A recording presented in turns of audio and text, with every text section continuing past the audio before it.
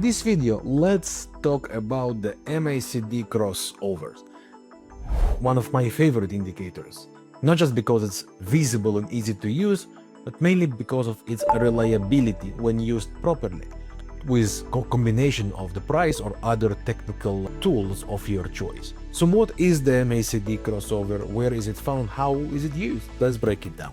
Under the indicator sections, oscillators, you would find two MACDs, crossover and histogram. And crossover is basically one of its components of the complete MACD. So it will come by default here under lines with two main moving averages. The main one, which is the deduction of 26 and 12, and the signal line, which is the 9 moving average of that MACD line, the main line. Now, note that by default it's 26 and 13 here. 13, 12 will not change much. For its correction, you can use the 12 or just leave it with 13.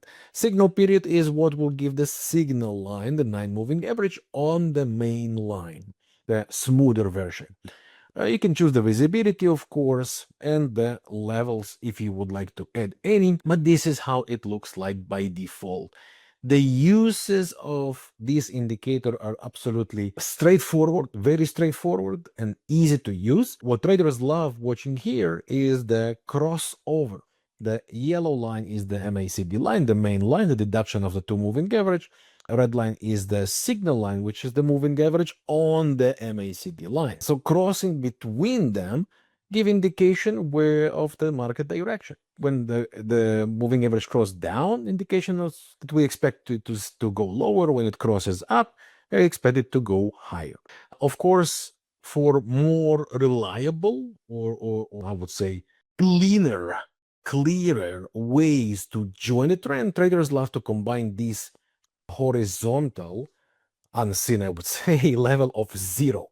When the moving average cross each other and they are above or below, it indicates even a stronger sign.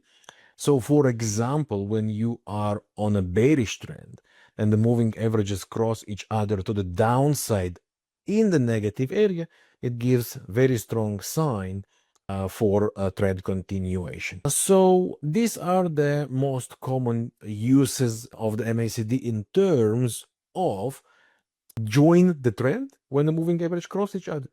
Now there is another usage, I would say maybe a little bit more advanced, but very, very, very powerful. And this is the divergences, when the market and the indicator tell opposite things, when there is deviation. That usually hints that a trend correction, many times even trend change, could happen. So the way it works is when you are riding a trend, and a trend is a sequence of highs and lows in the same direction, then you compare the lows of the downtrend, for example, with the lows of the MACD moving averages.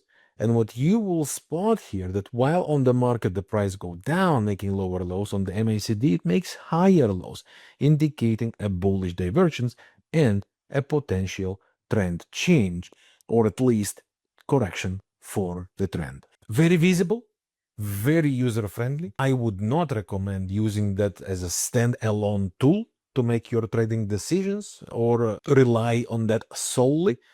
I would definitely recommend combining it with the price, important levels, trend lines, support resistances, supply demand levels, or any other technical tools of your choice.